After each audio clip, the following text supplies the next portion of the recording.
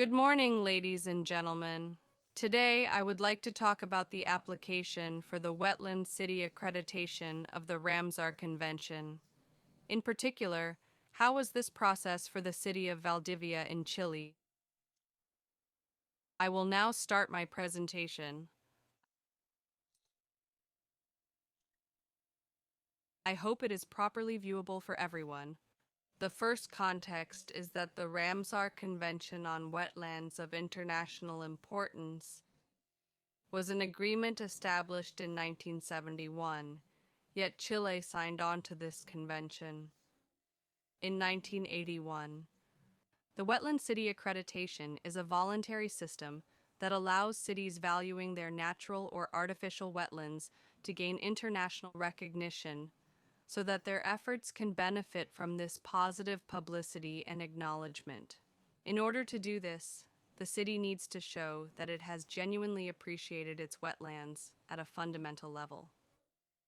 Globally, China is at the forefront in the accreditation of cities designated as wetlands. In America, however, there is only one accreditation, which in this instance is in Canada. In Latin America, there are currently no designated cities recognized as wetlands. Valdivia is the capital of the Los Rios region in southern Chile. This city experiences a significant amount of rainfall and is known for its Valdivian rainforest vegetation, or a rainy coastal temperate forest, with roughly about 180,000 people, known for its development in a network of urban and peri-urban wetlands. The social and cultural coexistence here has been a blend of sweet and sour, revolving around the wetlands. It is also known for being a tourist and university city where cultures such as Mapuche, Chilean, and German converge. It is also characterized by having very good water quality, which leads to excellent craft beers because there are different varieties. And in addition, the most significant earthquake ever recorded in history took place here in the year 1960, which significantly altered the overall landscape, intensifying the complexity of this interconnected system of marshes. As I was previously stated, Valdivia has always been a wetland city. In the past, there used to be a lake within one of the densest urban zones. Due to the earthquake and urban expansion, it has evolved and relocated, resulting in its present position. Nowadays, Chile has a national wetland inventory that lists 282 in Valdivia since 1920, a number that has increasingly been growing as further research is being carried out to a greater extent. And as mentioned, wetlands in Valdivia provide various ecosystem services, emphasizing the fact that this city receives abundant rainfall due to its status as a particularly damp spot. The sponge city, indeed, plays a role in regulating the quantity and quality of water. Additionally, it certainly offers a marvelous scenic beauty and gives us the opportunity to be selected recurrently as the most sought-after destination, and furthermore the prettiest city to reside in. Regarding the postulation of Valdivia as wetland city from our side in 2018, the Chilean Senate nearly unanimously expressed the intention to nominate Valdivia as a wetland city. In the year 2021, during an electoral process for the mayor's office, candidates must sign a declaration of intent stating that they will nominate the city as a wetland city if elected mayor. In this particular context, Carla Antman was chosen as the mayor, who strongly holds the conviction that in order to achieve sustainable development, it is absolutely essential to truly consider wetland ecosystems as a crucial factor for development and progress. Thus, in February 2024, representatives from the Foreign Ministry came to visit and held meetings with key groups and organizations dedicated to preserving wetlands, along with the Environmental Minister and the City Council, and they decided to proceed with the application. Now, there is an application form which we circulated among different organizations, both public and private, and it was submitted to the Foreign Ministry so that ultimately the government decides whether Chile will apply for the Wetland City Accreditation. In February, Chile made the decision to endorse Valdivia's application by officially submitting it to Ramsar in order to gain recognition for Valdivia as a wetland city. As I mentioned, Valdivia is expanding within this intrinsic wetland network, which brings threats but also some opportunities. 20 years ago, a cellulose plant spilled a large amount of liquid into the Rio Cruces wetland, our most important nature sanctuary, and it results in a deadly consequence for much of the area's biodiversity, especially swans, which represent our emblematic animal of the wetlands, and a significant citizen movement emerges. From then on, the citizen movement, although it has changed and evolved, has not fundamentally altered, and this movement has shaped public policies, including changes at the national level.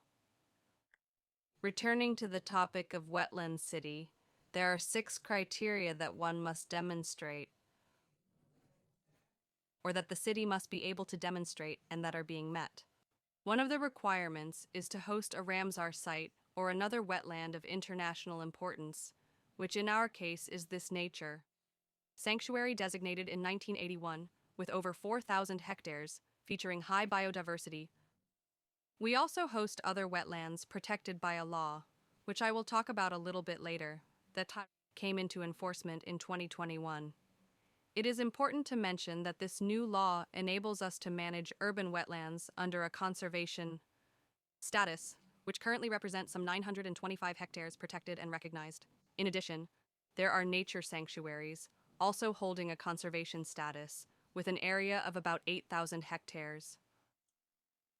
Another criteria requires cities to demonstrate the protective measures implemented to maintain the ecological functions of wetlands. Since 2008, Valdivia City has been working diligently to protect its wetlands. However, in 2020, Law 21-202 was published for the protection of urban and peri-urban wetlands and its regulations. This means municipalities and at the national level can have a stronger protection framework, allowing us to work more effectively with greater backing, so to speak, in wetland protection and management. As part of this new law, the municipality also issues the Wetland Protection Ordinance, creating the Communal Committee for Valdivia, for the Valdivia wetlands, to protect them, which includes both civil and public organizations. In Valdivia, we are also working on the Communal Strategic Wetland Plan, which serves as an umbrella to regulate the use of all wetlands, including both urban and rural wetlands. Also, the climate change framework law adopted in Chile mandates municipalities must develop a strategic plan specifically for Valdivia to ensure optimal outcomes, which includes adaptation measures with more than 10 projects related to wetland protection and water management in particular. Finally, we are involved in the Municipal Environmental Certification System, a system fostered by the Ministry of Environment, where 2 governance structures are created: the Municipal Environmental Committee, which is part of the municipality, and an external one, which is the Climate Environmental Governance Table, focusing mainly on waste management and wetland protection. We are currently extensively focusing on processing claims related to environmental harm, particularly in wetland ecosystems.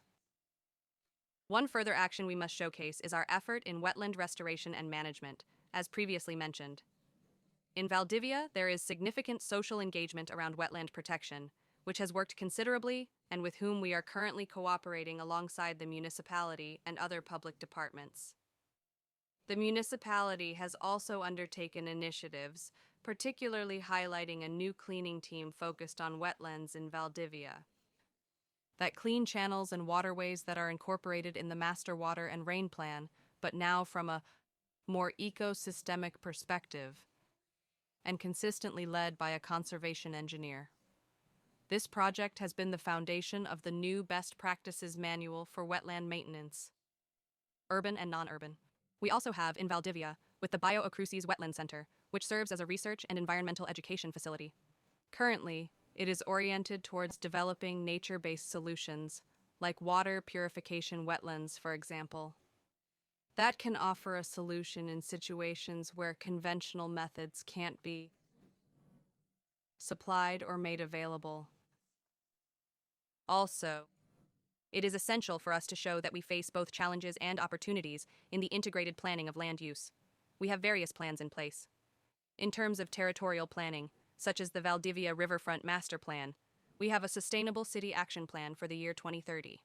We are recognized as a tourist interest zone, and additionally, an opportunity has arisen for us that, at this very moment, we were making improvements to the Valdivia Communal Regulatory Plan that needed updating, which currently gives us the opportunity to make compatible the municipality development with the conservation of wetland ecosystems, promoting sustainable development.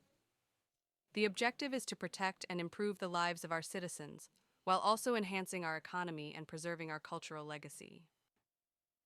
Additionally, the Wetland City Accreditation asks about evidence on local information to increase public awareness and promote responsible use of wetlands. In Chile, environmental funds are available at multiple levels: national, municipal, and regional.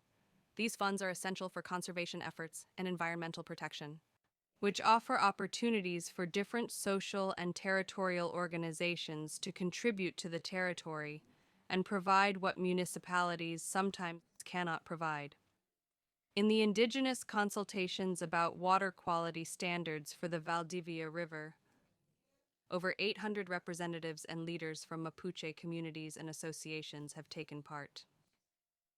And as I mentioned earlier, we have this Urban Wetlands Communal Committee made up of 8 representatives from civil society who also represent wetland organizations, academic representatives, and representatives from productive sectors. The mayor leads this committee, and we have municipal representatives as well as representatives from relevant public services. In addition, the formation of the Wetland Community Association occurred, which primarily represents 21 localities which are found in between the rural areas and wetlands. These localities are composed of various regions, as I had previously stated earlier, rural and indigenous. We also had to disseminate local information regarding our efforts in environmental education, aiming to reach a wider audience. As previously stated, we possess funds dedicated to the environment, as well as a network within our educational system to monitor wetlands. We have 2 environmental interpretation centers in the community. We actively participate in the annual celebration of World Wetlands Day each year. We have these governance systems. Now, in terms of the challenges we encountered while completing the Wetland City Accreditation application has been about demonstrating that we can control the threats. The threats are numerous and varied, so that is where we still have a challenge, and I believe that challenge will never end. Taking into account the evidence I presented earlier, which has been demonstrated, I am of the opinion that education is crucial and vital for everyone. We must acknowledge and address it together, and any of the actions that we take. Either it is a public policy, this must come in hand with education in order to enable and create a cultural shift. As I mentioned earlier, threats pose a big challenge. Today, after 20 years of waiting, the secondary regulation for the Valdivia River was finally approved. Moreover, we possess a sewage treatment station that ranks among the oldest in Chile, while also being one of the most efficient. We have also seen through various studies that people are valuing life in this wetland area more and more. Regarding future stages, we're currently in a state of anticipation for the Ramsar Technical Secretariat to cast their vote, and once that response is favorable, that we are presented, for example, at the COP in Zimbabwe City in July 2025. We are hopeful that through being recognized, Chile will allocate more funds towards the protection of wetlands and, in turn, strengthen its monitoring and supervision efforts. And we need to find effective solutions for the threats we currently face in Valdivia, particularly the irregular filling issue concerning social housing. Achieving lasting solutions is crucial in these regions. Thanks a lot for your attention.